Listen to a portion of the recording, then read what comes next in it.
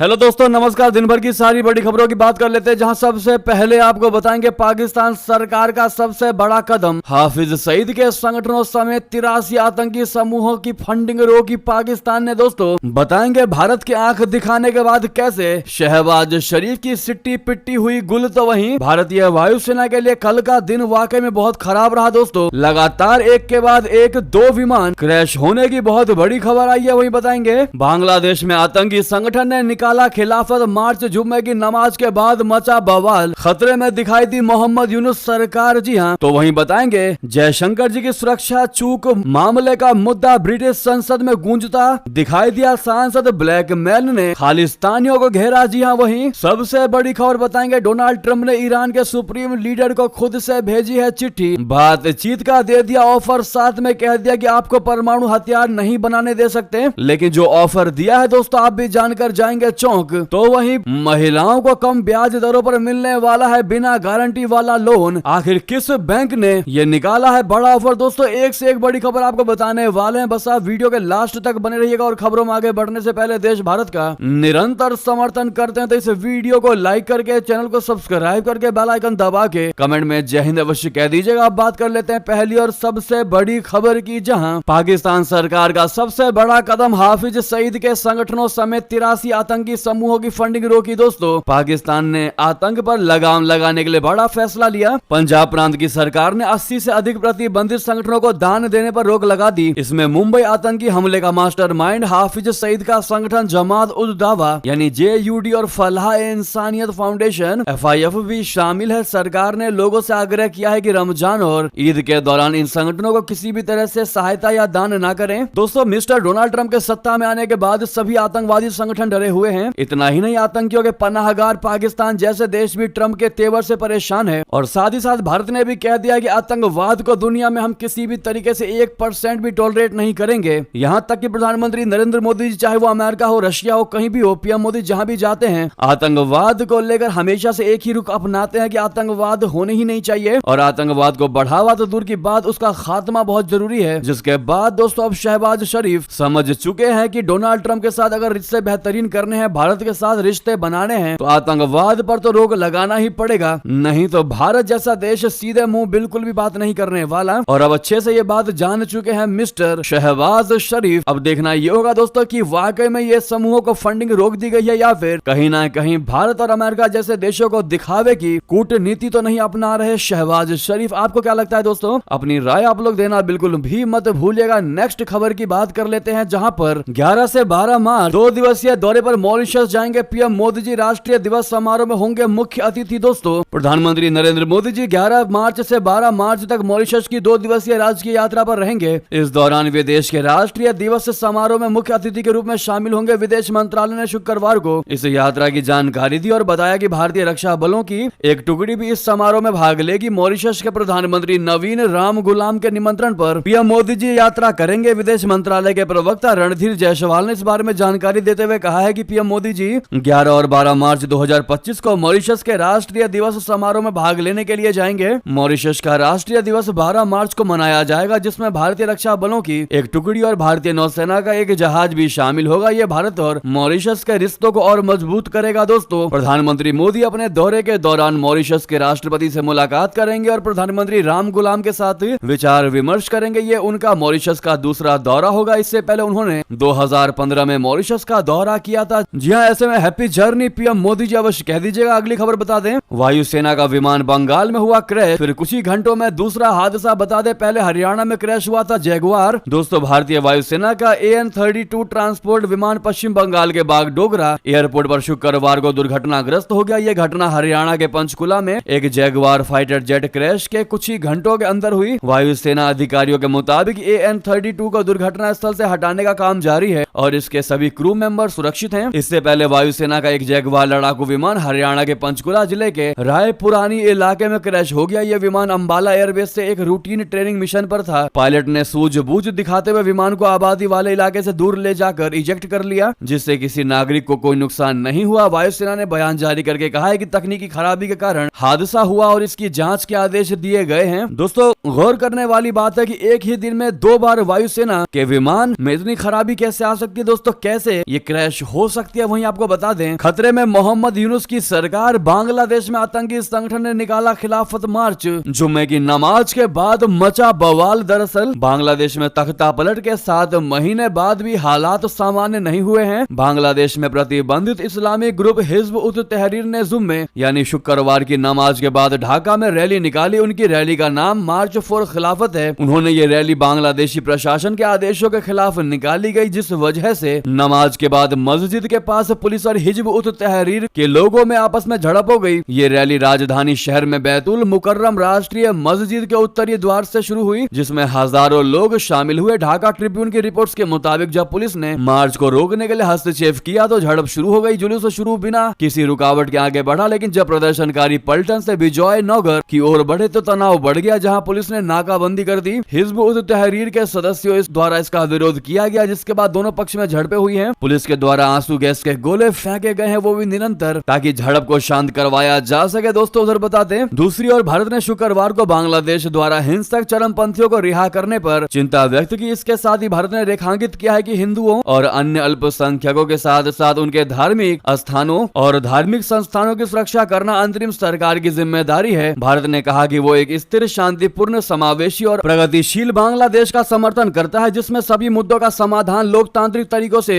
और समावेशी एवं भागीदारी पूर्ण चुनावों के माध्यम से किया जाएगा। विदेश मंत्रालय के प्रवक्ता रणधीर जायसवाल ने स्वीकार किया कि बांग्लादेश में मौजूदा सुरक्षा स्थिति और लंबे समय से चले आ रहे स्थानीय मुद्दों ने उस देश में भारत द्वारा सहायता प्राप्त कुछ परियोजनाओं के कार्यान्वयन की गति को प्रभावित किया है। तो वहीं आपको बता दें, ब्रिटेन में खालिस्तानियों द्वारा जयशंकर जी के सामने उत्पात मचाने वाली खबर को लेकर विदेश मंत्रालय ने बोला कि ब्रिटेन ने खालिस्तानियों को छूट दे रखी है। सुरक्षा में सेंध लगाने वालों पर कार्रवाई की बड़ी मांग कर दी है। दोस्तों, भारतीय विदेश मंत्रालय के प्रवक्ता रणधीर जायसवाल जी ने शुक्रवार को प्रेस ब्रीफिंग के दौरान ब्रिटेन पर खालिस्तानी ताकतों को छूट देने का आरोप लगाया। जायसवाल जी ने कहा कि ब्रिटेन ने भारत की राजनयिक गतिविधियों में रुकावट डालने वालों के प्रति उदासीन रवैया दिखाया है। दरअसल बुधवार को जब जयशंकर जी लंदन के चैथम हाउस में एक सत्र में भाग लेने के बाद बाहर निकल रहे थे, तब एक खालिस्तान समर्थक बैरिकेड्स तोड़कर विदेश मंत्री के कार के सामने आ गया था। इसके अलावा कई खालिस्तानी भारत विरोधी नारे भी लगा रहे थे। इस दौरान उन्होंने भारत के झंडे को भी फाड़ दिया। जायसवाल जी ने बताया कि इस मुद्दे को ब्रिटेन के अधिकारियों के सामने उठाया गया है। ब्रिटेन के विदेश मंत्रालय ने भी इस घटना की निंदा की है। इतना ही नहीं, यह मुद्दा सुरक्षा चूक का मामला ब्रिटिश संसद में भी उठा। सांसद ब्लैकमैन ने कहा कि विदेश मंत्री पर हमला जिनेवा कन्वेंशन के खिलाफ है। ऐसे में दोस्तों, क्या खालिस्तानियों पर सिर्फ गिरफ्तारी या नॉर्मल एक्शन ही होना चाहिए, या फिर ऐसा एक्शन होना चाहिए कि खालिस्तानी जन्मों जन्मों तक याद रखें? आप लोग क्या राय देना चाहेंगे दोस्तों? कमेंट में लिखकर अवश्य बताइएगा। अगली खबर बता दें, आपको परमाणु हथियार नहीं बनाने दे सकते हम। जी हां, डोनाल्ड ट्रंप ने ईरान के सुप्रीम लीडर को भेज दी चिट्ठी, लेकिन साथ में बातचीत का भी दे दिया ऑफर। कौन सा वो बातचीत का ऑफर दिया है बता दें। अमेरिका के राष्ट्रपति डोनाल्ड ट्रंप ने हाल ही में ईरान के supreme leader Ayatollah Ali Khamenei को एक चिट्ठी भेजकर उनके साथ नए परमाणु समझौते की बातचीत की इच्छा जताई है। यह चिट्ठी गुरुवार को भेजी गई थी, जिसमें डोनाल्ड ट्रंप ने ईरान के साथ बातचीत करने की उम्मीद जताई है। एक इंटरव्यू में ट्रंप ने कहा कि मैंने कहा कि मुझे उम्मीद है कि आप बातचीत करेंगे, क्योंकि यह ईरान के लिए अधिक लाभकारी होगा। राष्ट्रपति ट्रंप का मानना है कि ईरान नए परमाणु समझौते में शामिल होना चाहेगा, क्योंकि इसका दूसरा विकल्प अमेरिका के लिए कुछ कदम उठाने की आवश्यकता होगी। दोस्तों मैं बता दें, नहीं थम रहा रशिया यूक्रेन युद्ध, पुतिन की सेना ने ऊर्जा ग्रिड पर बरसाए बम। दोस्तों, एक तरफ रशिया और यूक्रेन के युद्ध को खत्म करने की बात हो रही है, तो वहीं दूसरी ओर पुतिन की सेना की आतिशबाजी जारी है। रशिया ने एक बार फिर यूक्रेन के ऊर्जा ग्रिड को निशाना बनाकर बड़े पैमाने पर मिसाइल और ड्रोन हमले किए। यूक्रेनी अधिकारियों ने शुक्रवार को बताया कि ये हमले राष्ट्रपति वोलोदिमीर जेलेंस्की के इस बयान के कुछ घंटों बाद हुए हैं। रशिया से 3 साल से जारी युद्ध की समाप्ति के लिए अमेरिका के साथ बातचीत अगले हफ्ते होगी। ट्रंप ने कहा कि पुतिन से बात करना ज्यादा आसान है। ट्रंप ने कहा कि हम अगले सप्ताह सऊदी अरब में मिल रहे हैं और बातचीत कर रहे हैं। अगर हम अंतिम समझौते की बात करें तो रशिया से निपटना आसान हो सकता है, जो चौंकाने वाली बात है, क्योंकि उनके पास सभी ताकत और कार्ड भी मौजूद है। साथ ही डोनाल्ड ट्रंप ने यह भी कहा कि काम को पूरा करने के लिए यूक्रेन को बातचीत में शामिल करना होगा। तो वहीं आपको बता दें दोस्तों, भारत से रिश्ते पर चीनी विदेश मंत्री ने कहा कि गलवान की झड़प के बाद रिश्तों में काफी ज्यादा खटास आई थी, लेकिन अब सकारात्मक प्रगति हुई है। दोस्तों, भारत के रुख के बाद नरम पड़ता दिखाई दिया है चाइना। बता दें, गलवान घाटी में हुई झड़प के बाद भारत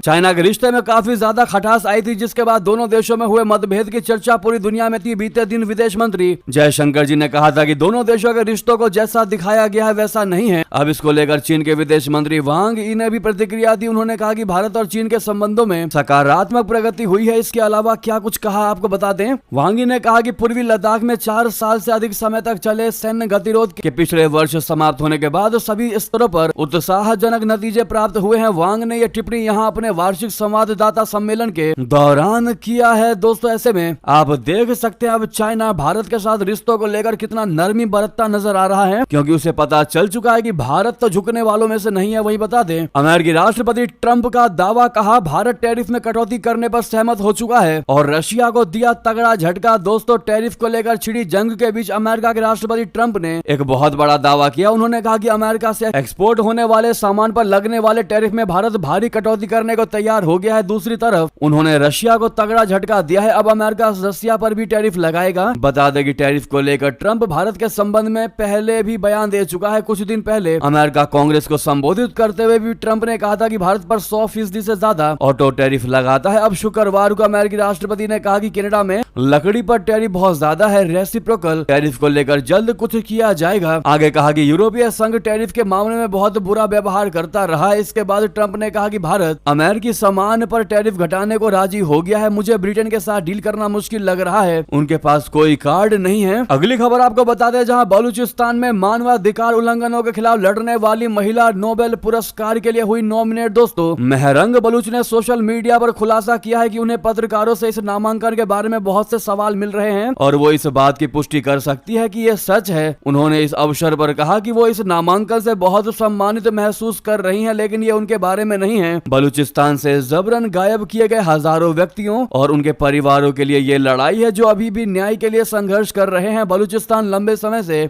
मानवाधिकार उल्लंघनों और राज्य के दमन का शिकार हो रहा है। मेहरंग बलूच ने विशेष रूप से बलूच समुदाय के सदस्यों की जबरन गुमशुदगी के मुद्दे को उठाया है। बलूचिस्तान में जबरन गुमशुदगी, राज्य की आलोचना करने वालों को हिरासत में लेना और मानवाधिकार कार्यकर्ताओं पर हमले जैसे गंभीर आरोप लंबे समय से लगाए जा रहे हैं। मेहरंग बलूच का नामांकन उन लोगों की आवाज को एक मंच प्रदान करता है जो इन घटनाओं से प्रताड़ित है और जिन्होंने न्याय की मांग की है। जी हाँ, वहीं आपको बता दें, अमेरिका के हटते ही नाटो में इस मुस्लिम देश का होगा जलवा, हाथ मलते रह जाएंगे जर्मनी और फ्रांस। जी हाँ, डोनाल्ड ट्रंप के दूसरी बार अमेरिकी राष्ट्रपति बनने के बाद पूरी दुनिया में उथल पुथल मची हुई है। ट्रंप एक तरफ व्यापार घाटे से निपटने के लिए चीन समेत कई देशों पर टैरिफ लगा रहे हैं, तो दूसरी तरफ उनकी सरकार इस बात पर मंथन कर रही है कि क्या अमेरिका को नाटो यानी उत्तरी अटलांटिक संधि संगठन, साथ में यूनाइटेड नेशन और वर्ल्ड बैंक से अलग हो जाना चाहिए। जनवरी में पदभार संभालते ही ट्रंप WHO से अलग होने के कार्यकारी आदेश पर दस्तखत कर चुके हैं। अब अरबपति कारोबारी और ट्रंप की सरकार में मंत्री एलोन मस्क समेत कई रिपब्लिकन सांसद ट्रंप को नाटो UN से भी हटने की सलाह दे रहे हैं। ऐसे में सवाल उठता है कि क्या सचमुच अमेरिका नाटो से अलग हो सकता है, और अगर हाँ तो इसका नाटो और नाटो के सदस्य देशों पर क्या असर पड़ेगा। साथ ही साथ आपको बता दें, कोलंबिया यूनिवर्सिटी के खिलाफ ट्रंप का बहुत बड़ा एक्शन, $400 मिलियन के अनुदान को किया रद्द। जी हाँ, डोनाल्ड ट्रंप प्रशासन ने शुक्रवार को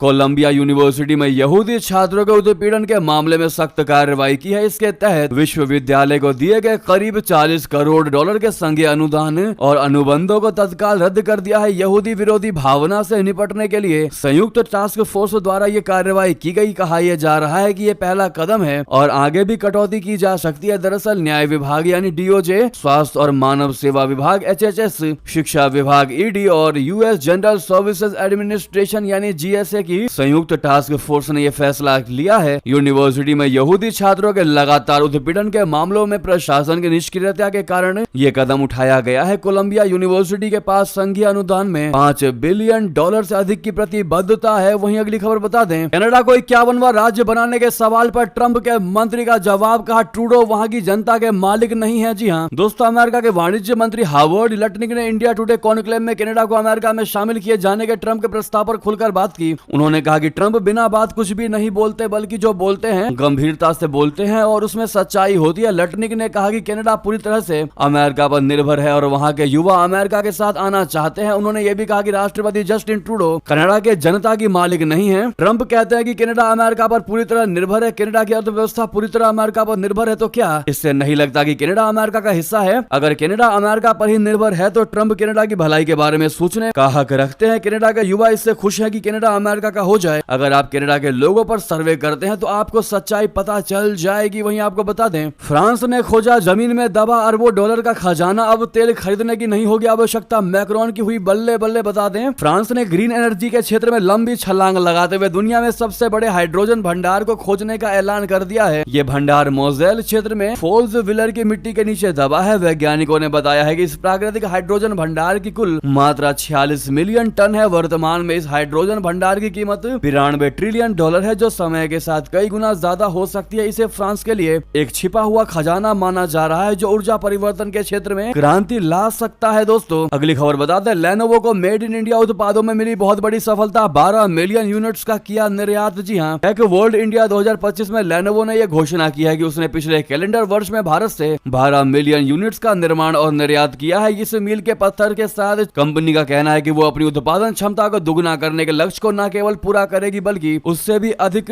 प्रोडक्शन करेगी। लेनोवो ने अगले साल अपनी उत्पादन क्षमता में 40% बढ़ोतरी की योजना बनाई है, ताकि घरेलू मांग और निर्यात दोनों को सपोर्ट किया जा सके। नेक्स्ट खबर बता दें, अब स्पेस में और ताकतवर होगा अपना भारत। श्री हरिकोटा के बाद इसरो का दूसरा लॉन्च पैड होने वाला है तैयार। जी हाँ, भारतीय अंतरिक्ष अनुसंधान संगठन इसरो का मुख्य rocket launch pad Andhra Pradesh के श्री हरिकोटा स्थित सतीश धवन अंतरिक्ष केंद्र में है। यहीं से भारत ने अब तक कई ऐतिहासिक मिशन लॉन्च किए हैं। इस केंद्र से PSLV और GSLV जैसे रॉकेटों की मदद से देश और दुनिया के कई उपग्रह अंतरिक्ष में भेजे गए हैं। तेजी से बढ़ते अंतरिक्ष अभियानों के कारण इसरो अब अपने दूसरे लॉन्च पैड की स्थापना पर काम कर रहा है। तमिलनाडु के थुथुकुडी जिले से कुलशेखर पट्टनम ने इस नए लॉन्च पैड का निर्माण की योजना बनाई है। इससे इसरो की लॉन्चिंग क्षमता बढ़ेगी और अंतरिक्ष अभियानों को अधिक तेजी से और सुगमता से पूरा किया जा सकेगा। वहीं बता दें, सुनीता विलियम्स को ट्रंप ने भेजा खास संदेश, कहा हम आपसे प्यार करते हैं, आपको लेने आ रहे हैं। जी हां, नासा के अंतरिक्ष यात्री सुनीता विलियम्स और बुच बिलमोर जल्द ही पृथ्वी पर वापस आने वाले हैं। इस बात की घोषणा अमेरिकी राष्ट्रपति ट्रंप ने की। सुनीता विलियम्स और बुच बिलमोर करीब 9 महीने से अंतरराष्ट्रीय अंतरिक्ष स्टेशन ISS में है। ओवल ऑफिस में पत्रकारों को संबोधित करते हुए ट्रंप ने कहा कि हम आपसे प्यार करते हैं और हम आपको लेने आ रहे हैं। राष्ट्रपति ने यह भी कहा कि जब दोनों अंतरिक्ष यात्री वापस आएंगे तो वो उनका स्वागत करने के लिए तैयार रहेंगे। ट्रंप ने बाइडेन प्रशासन पर भी कटाक्ष किया, आपको इतने लंबे समय तक वहां नहीं रहना चाहिए था। हमारे इतिहास के सबसे अक्षम राष्ट्रपति ने आपके साथ ऐसा होने दिया, लेकिन वो ऐसा नहीं होने देंगे। साथ ही साथ दोस्तों, आप लोग भी सुनीता विलियम्स को ऑल द बेस्ट कहना मत भूलिएगा। साथ ही साथ बता दें, 25 साल बाद फिर चैंपियंस ट्रॉफी फाइनल में भिड़ेंगे इंडिया और न्यूजीलैंड। 2000 में न्यूजीलैंड ने टाइटल जीता, टीम इंडिया को 63% ICC मैच हराए। जी हाँ, भारत और न्यूजीलैंड 25 साल बाद फिर एक बार चैंपियंस ट्रॉफी के फाइनल में भिड़ने वाले हैं। दोनों 9 मार्च को दुबई में खिताबी मुकाबला खेलेंगे। इससे पहले 2000 में नैरोबी के मैदान पर हुआ फाइनल न्यूजीलैंड ने आखिरी ओवर में 4 विकेट से जीता था। ICC टूर्नामेंट के नॉकआउट मुकाबलों में न्यूजीलैंड ने ही भारत को सबसे ज्यादा परेशान किया है। टीम भारत को 2019 वनडे वर्ल्ड कप का सेमीफाइनल और 2021 वर्ल्ड टेस्ट चैंपियनशिप का फाइनल भी हरा चुकी है। ऐसे में दोस्तों, इंडिया की टीम, अगर आप भी मानते हैं इस बार ये ICC टूर्नामेंट वही जीतेगी, यानी इंडिया की टीम ही जीतेगी, तो सामने लाइक का बटन है दोस्तों, अभी तक लाइक नहीं किया तो दबा के कमेंट में इंडिया विल विन लिखना बिल्कुल मत भूलिएगा आप लोग। नेक्स्ट खबर बता दे, RDX से उड़ा देंगे। जी हाँ, चलती ट्रेन के टॉयलेट में लिखी मिली धमकी, बीच में रोकी अयोध्या एक्सप्रेस। दरअसल अयोध्या से दिल्ली जा रही अयोध्या एक्सप्रेस 1420 ट्रेन में कल शुक्रवार 7 मार्च की शाम को तब हड़कंप मच गया जब एक युवक